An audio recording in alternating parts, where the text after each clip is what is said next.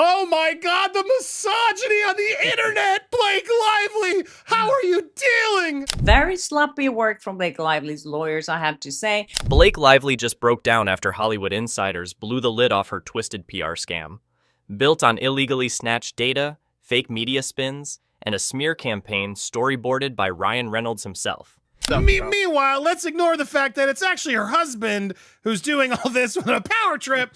Now she's using lawsuits, subpoenas, and celebrity clout to silence critics and force the world to like her. One well-placed insider, he told Blake, stop defending yourself and start fighting back. So, here we are. Blake Lively. The picture-perfect, Pinterest-approved Hollywood Golden Girl is finally cracking. And not because her movie flopped, but because her real-life performance just got exposed. And let's be honest, the act is old.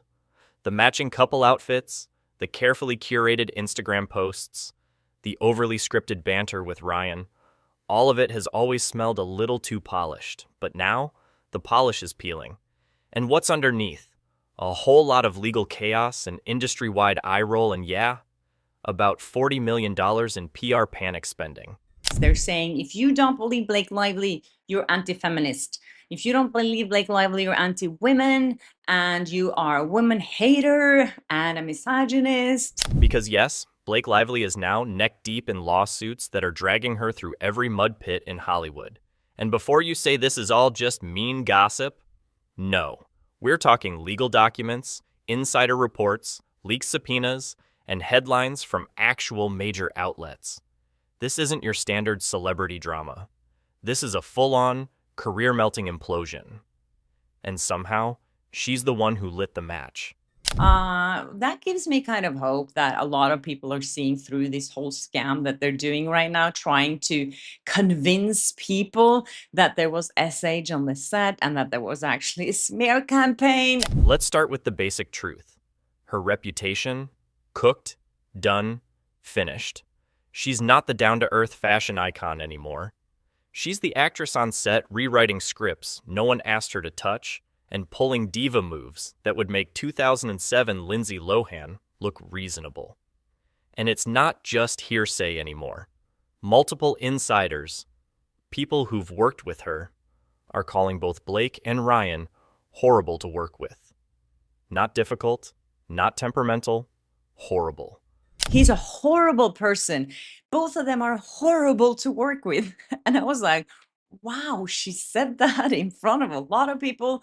And I was like, wow. And then my colleague was like, wow, we didn't know that because he's always been so nice to journalists.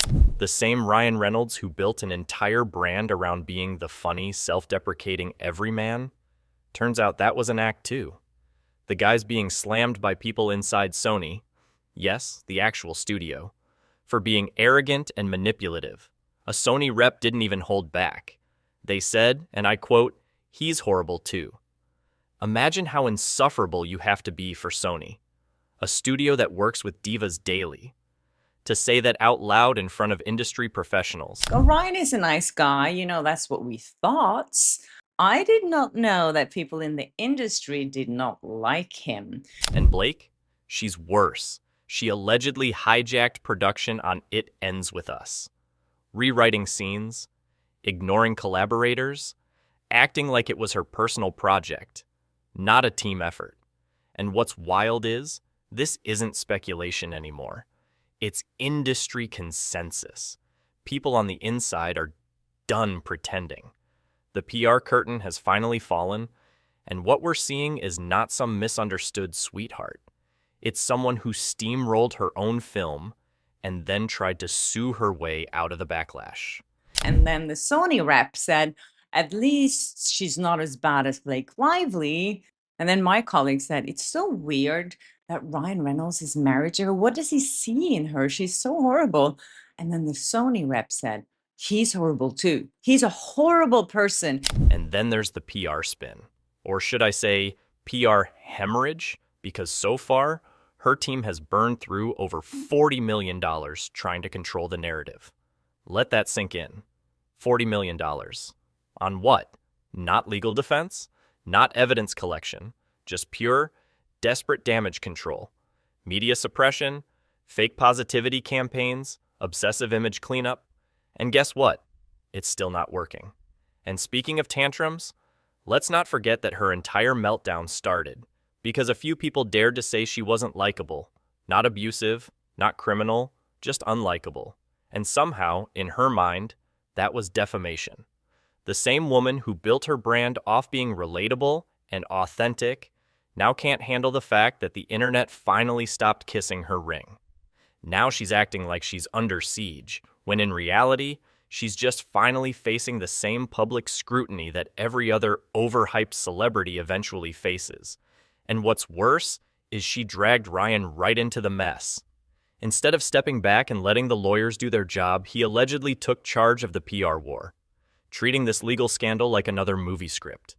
He's out here storyboarding smear strategies and spinning conspiracy theories like this is some Netflix thriller. Only difference is, no one's watching, no one's clapping, and no one's buying this act anymore. And now, the moment of truth is near. Her deposition is set for July 17th, and trust me, if there's any justice left in Hollywood, that day's going to be the most interesting performance of her career. No stylists, no glam squad, no Ryan writing punchlines, just her, a lawyer, and a whole lot of inconvenient questions. So yeah, this isn't about a movie flopping. It's not about internet trolls. And it's definitely not about misogyny. This is about someone who thought they could game the system, weaponize the media, and bully their way into being liked. And now the mask is finally falling off. No amount of PR glitter can fix this kind of rot.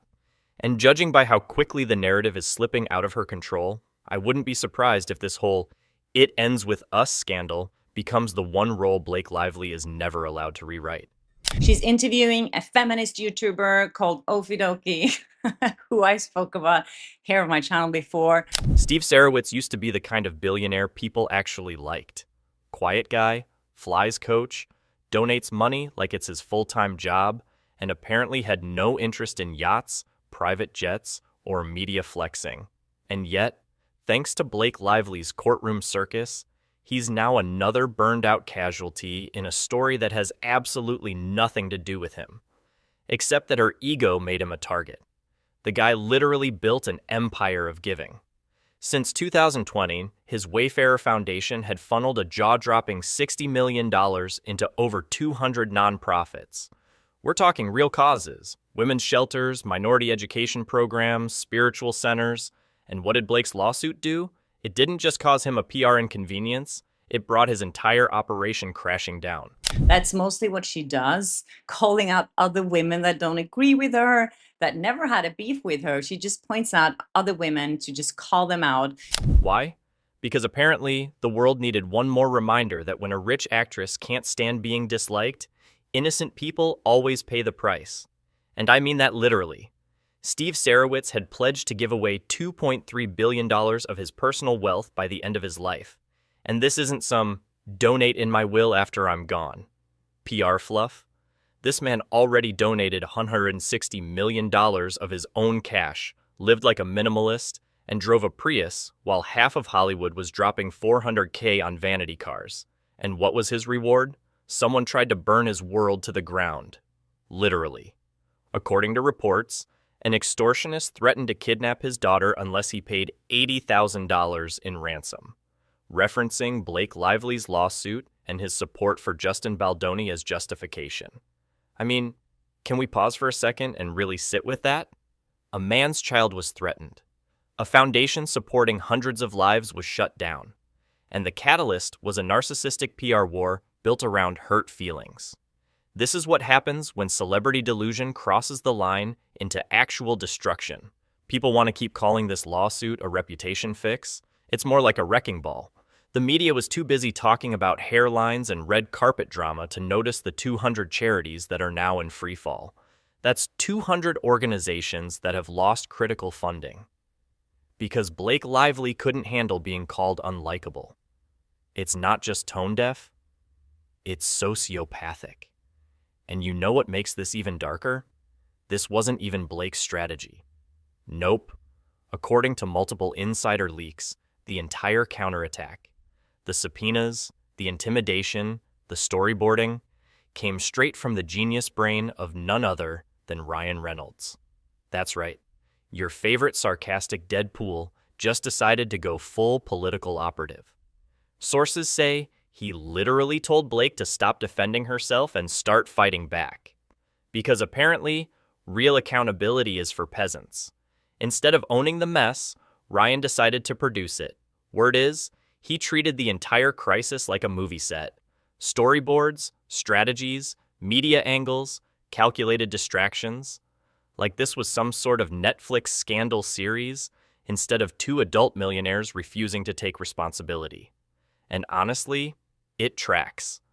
His company Maximum Effort was responsible for promoting It Ends With Us, and when the film bombed harder than anyone expected, he allegedly pinned the entire failure on Baldoni.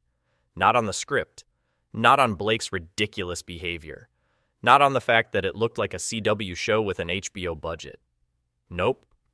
Let's just throw Baldoni under the bus and sue anyone who noticed. That's Ryan's big marketing pivot. The guy has a multi-million-dollar marketing deal with Paramount, and clearly, he's sweating. Because nothing screams great partner like dragging your co-director through a $100 million PR hellfire just to cover your own botched campaign. And those subpoenas? Yeah, turns out they weren't even a legal necessity. They were a press stunt. Blake's team, or should I say Ryan's strategy board, sent subpoenas to Andy Senior and Perez Hilton, all public creators, all known to speak their minds. You know what that is?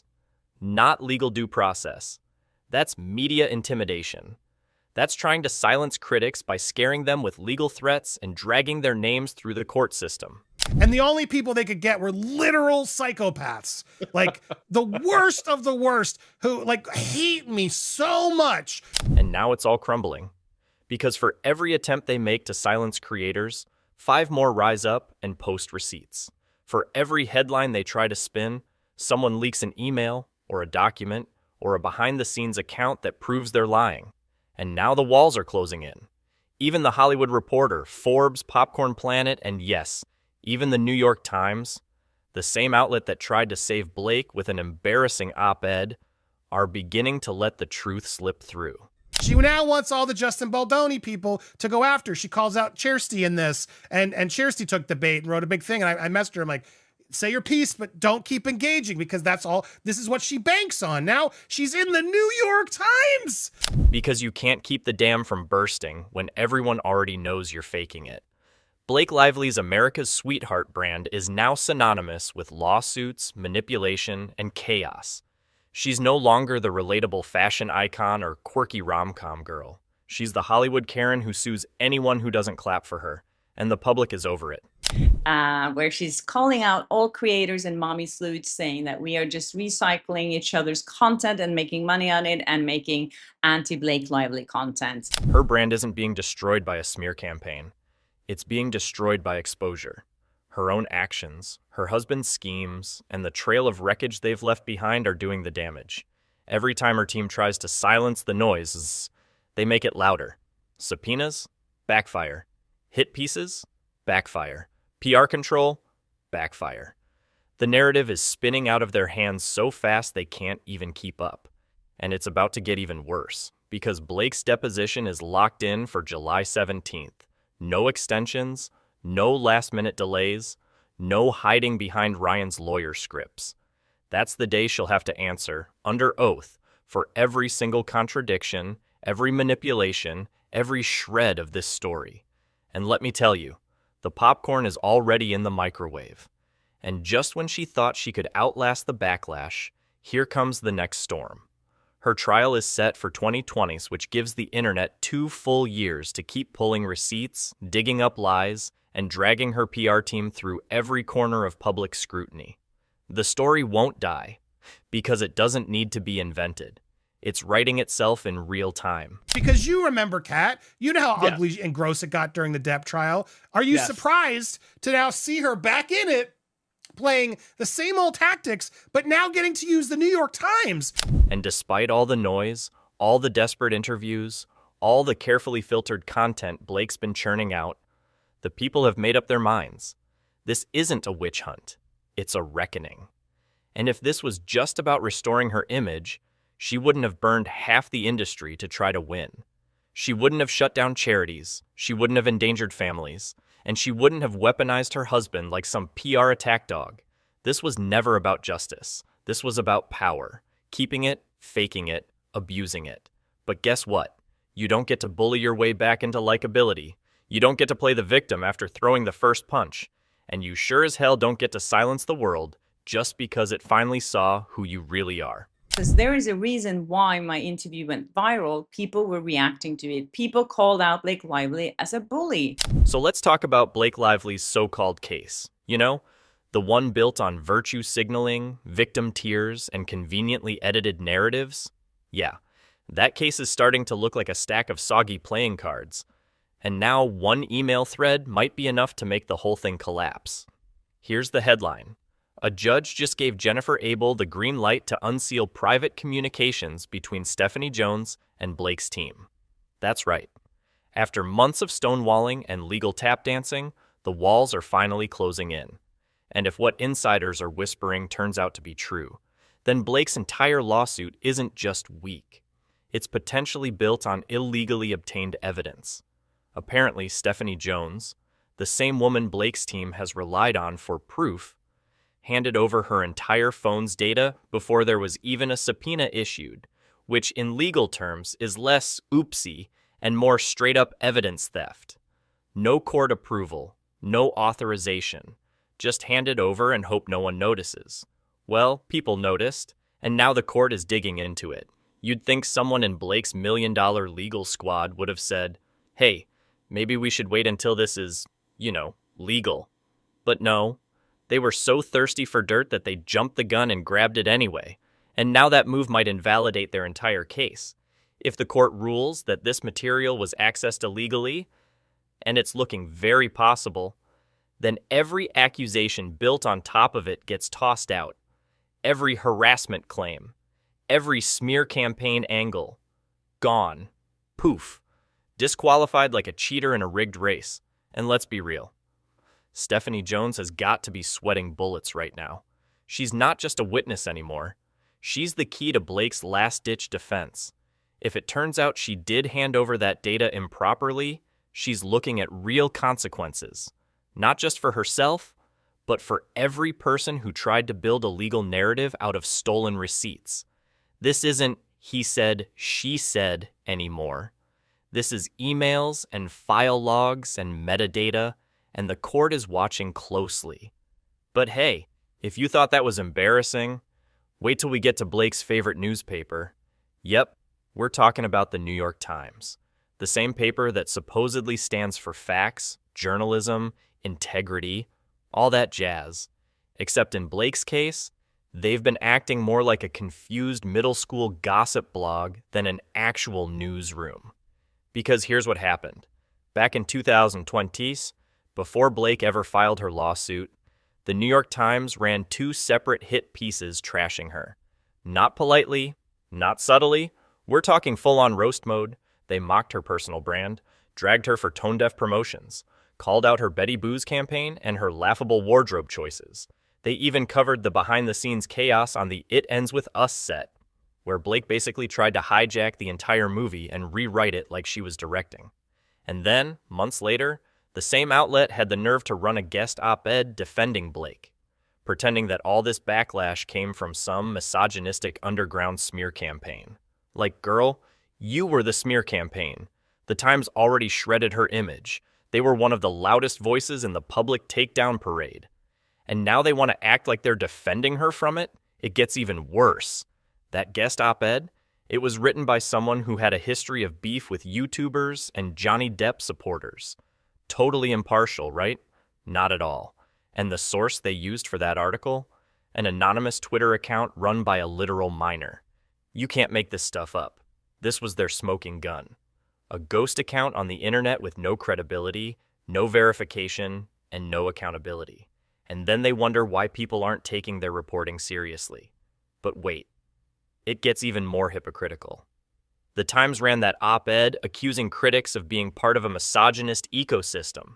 You know, because if you say Blake's not likable, it obviously means you hate women. But these same journalists were the ones who published every single accusation and criticism long before any lawsuit existed. So what exactly are they defending her from? Themselves? 2 months ago or something, when she was also the feminist who came up with this new term to describe what we're all doing. She's calling it the misogyny slop ecosystem. Blake's narrative falls apart the second you look at the receipts. And speaking of receipts, the internet had her number way before this lawsuit even dropped. Let's take a walk through Reddit, shall we?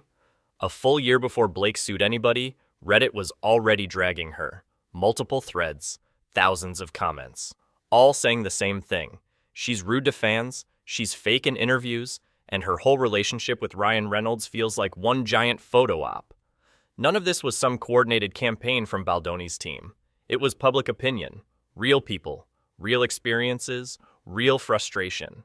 There were already viral clips of Blake being dismissive and smug.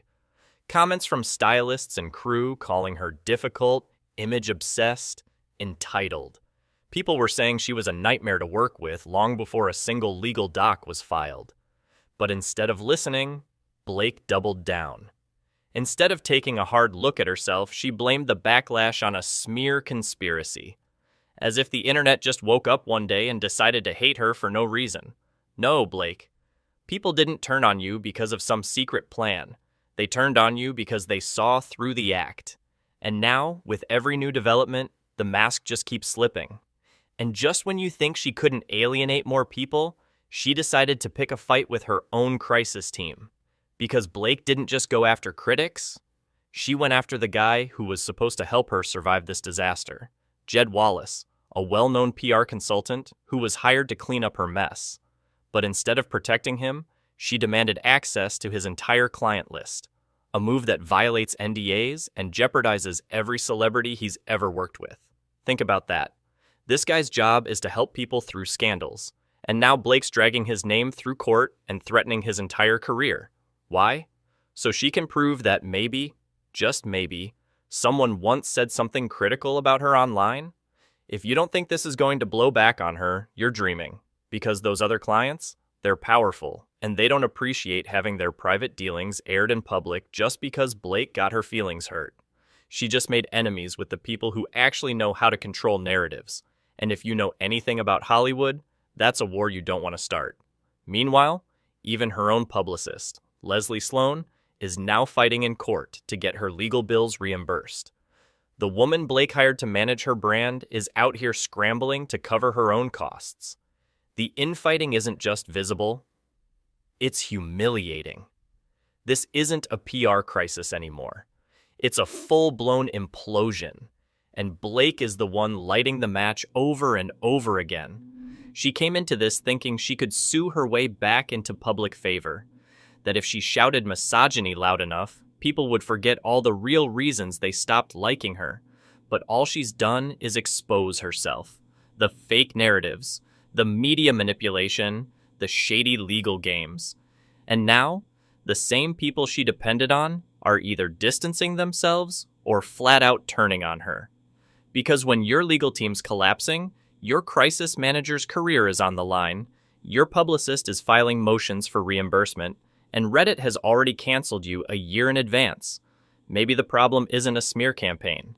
Maybe the problem is just you. And if you're as done with the fakery as we are, hit that subscribe button, because the truth isn't going anywhere, but Blake's image sure is.